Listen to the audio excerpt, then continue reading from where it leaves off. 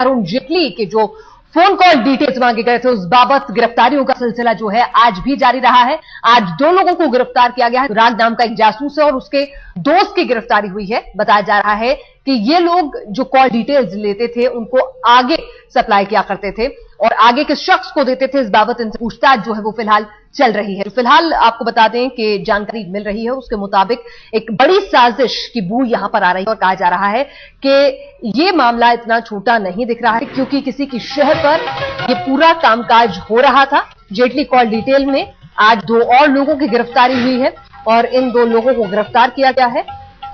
आपको बता दें कि किस तरह से एक के बाद एक ये जो तार हैं वो जुड़ते चले जा रहे हैं और इस ओर इशारा कर रहे हैं कि ये मामला जो है यही थमता नजर नहीं आ रहा। पहले एक कांस्टेबल डबास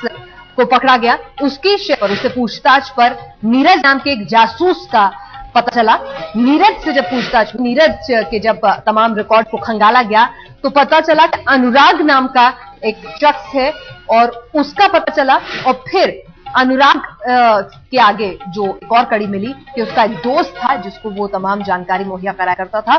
उस तक अब ये जो तार हैं वो पहुंचे हैं।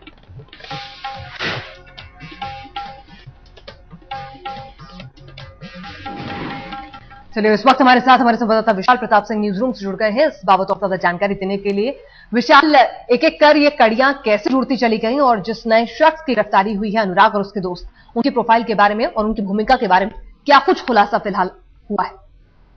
पिनाज, जैसी की शुरुआत हुई थी जिस मामले में गिरफ्तारियों का सिलसिला शुरू हुआ था, अरविंद डबास नाम का जो कांस्टेबल अरेस्ट हुआ था दिल्ली पुलिस के नई दिल्ली के स्पेशल स्टाफ का, जब पहली दिन की जानकारी में उसने ये कहा था कि वो अपने एक पर्सनल मामले को, एक प्रॉपर्टी के विवाद को सुलझाना चाह रहा था और इसी प्रॉपर्टी विवाद की वजह से जाहिर तौर पर उसने सारी चीजों को हायर किया था, अरुण जेटली की कॉल डिटेल्स निकालना चाह रहा था। तो ऐसे में जब ये बात अब सामने आ चुकी है कि न सिर्फ बल्कि इसमें अरविंद डबास इन्वॉल्व था बल्कि प्राइवेट डिटेक्टिव नीरज इन्वॉल्व था, इसके अलावा अनुराग नाम के शख्स की जो गिरफ्तारी आज हुई है, उसके साथ ही नीतीश की गिरफ्तारी आज हुई है, ये कहीं कहीं बिल्कुल साबित कर देती है कि इस पूरे मामले में जितनी आसानी से सारी चीजें दिख रही थी वो सारी चीजें बहुत आसान नहीं है और इसमें एक बहुत बड़ी कॉन्स्पिरेसी की बू बिल्कुल आ रही है। क्योंकि जिस तरीके से ऐसे बात सामने आ रही है कि न सिर्फ अरुण जेटली की बल्कि इससे पहले भी कई ऐसे राजनीतिज्ञ हैं, कई ऐसे नेता हैं, कई ऐसे पार्टियों के विभिन्न नेता हैं जिनकी की ये लोग डिटेल्स निकाल चुके थे और पैसे के आधार पर बाकायदा ये पूरी डिटेल्स निकाली जाती थी। नीरज पहले अरविंद डबास से कॉन्टेक्ट करता था और अरविंद डबास जब डिटेल्स को सीडीआर को अपने एसीपी ऑपरेशन के ईमेल के जरिए प्राइवेट कंपनी से हासिल कर लेता था तो वो इसको सौंपता था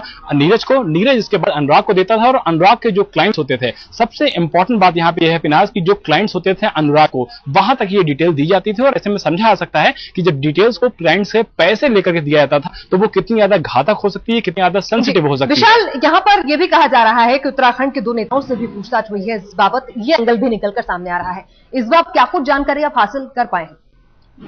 पिनाज, पहले दिन से ही अरविंद डबास ने इस पूरे मामले में जांच को भटकाने की कोशिश की थी और स्पेशल सेल को इस बात पे यकीन नहीं हो पा रहा था कि एक प्रॉपर्टी विवाद के चलते अगर वो अरुण जेटली डिटेल निकालना चाह रहा था तो वो शख्स डिटेल क्यों नहीं निकाल रहा था जो ये दावा कर रहा था कि उसके कॉन्टैक्ट कहीं ना कहीं अरुण जेटली से हैं। तो ऐसे में अब ये बात जब सामने आ चुकी है कि इसमें कॉन्स्पिरेसी में कई और लोग शामिल हैं, कई और डिटेक्टिव शामिल हैं, तो ये बिल्कुल साफ हो जाता है कि कहीं ना कहीं ये जो उत्तराखंड के 2 पॉलिटिशियंस की बात शुरुआत से ही सामने आ रही थी, कुल मिला के अरविंद डबास इस मामले को डाउन प्ले करना चाह रहा था। लेकिन जैसे इन्वेस्टिगेशन आगे बढ़ रही है, यकीन मानिए कि जो दिल्ली पुलिस की इन्वेस्टिगेशन है वो दिल्ली से शुरू होकर के उत्तराखंड तक जारी है और यकीन मानिए कि जिस तरीके से रोज हर इसमें गिरफ्तारियां हो रही हैं, आने वाले दिनों में जिस तरह से कड़ियां जो है वो आपस में जुड़ती चली जा रही हैं तो बड़ी साजिश की बू यहां पर आ रही है। इस बीच राजीव प्रताप रूडी ने इस पूरे मसले पर क्या कुछ कहा है, आइए आपको वो भी सुनवाते हैं।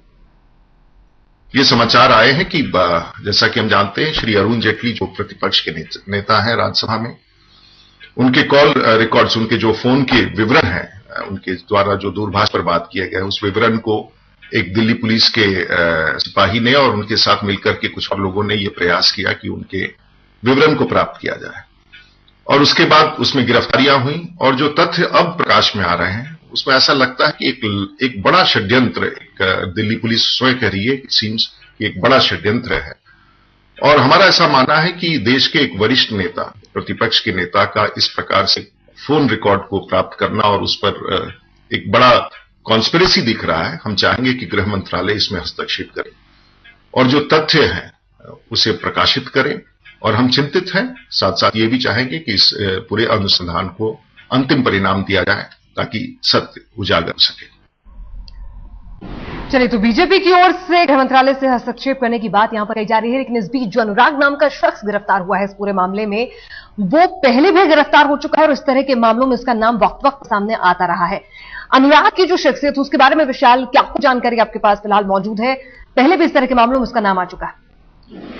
पिनाज, साल 2005 में सबको याद होगा कि समाजवादी पार्टी के पूर्व नेता अमर सिंह के फोन टैपिंग का मामला आया था और यह मामला तब सामने आया था जब लोगों ने सीडीआर यानी कि डिटेल्स निकालने के बाद अमर सिंह से पैसे मांगने की कोशिश की थी। उसके बाद जब कुछ लोगों की इसमें गिरफ्तारियां हुई थी, अनुराग ही उसमें एक ऐसा शख्स था जिसको कि एक कॉमन शख्स कहा जा सकता है कि अरुण जेटली की फोन जो सीडीआर निकालने के बारे में बात हो या फिर अमर सिंह के फोन टैपिंग का मामला हो, दोनों ही मामले में जो एक कॉमन नाम आ रहा है वो अनुराग नाम का नाम सामने आ रहा है। तो ऐसे में अब अनुराग का चूंकि इन्वॉल्वमेंट 2005 में अमर सिंह के फोन टैपिंग मामले में भी था और अरुण जेटली की जो सीडीआर निकालने की बातचीत आ रही है, इसमें भी अनुराग नाम के शख्स की बात सामने आ रही है। तो ये बिल्कुल साफ हो जाता है कि जो कॉन्स्पिरेसी है, जो पूरा जो षड्यंत्र रचाया जा रहा था, वो काफी बड़े लेवल से रचाया रहा था और बहुत बड़ी बात नहीं होनी चाहिए कि आने वाले दिनों में चूंकि मामले का खुलासा हो गया, स्पेशल सेल ने इसमें अरेस्टिंग कर ली, तो जिस तरीके से साल 2005 में समाजवादी पार्टी के पूर्व नेता अमर सिंह से पैसे लेने की बात कही गई थी, कोई बहुत बड़ी बात नहीं है कि आने वाले दिनों में अगर ये गिरफ्तारियां ना होती तो बहुत मुमकिन था कि इस तरह की जो कोशिश है, हो सकता है कि बीजेपी के भी इस नेता से बड़ी जो जिस तरीके से सारी चीजें बढ़ती जा रही हैं,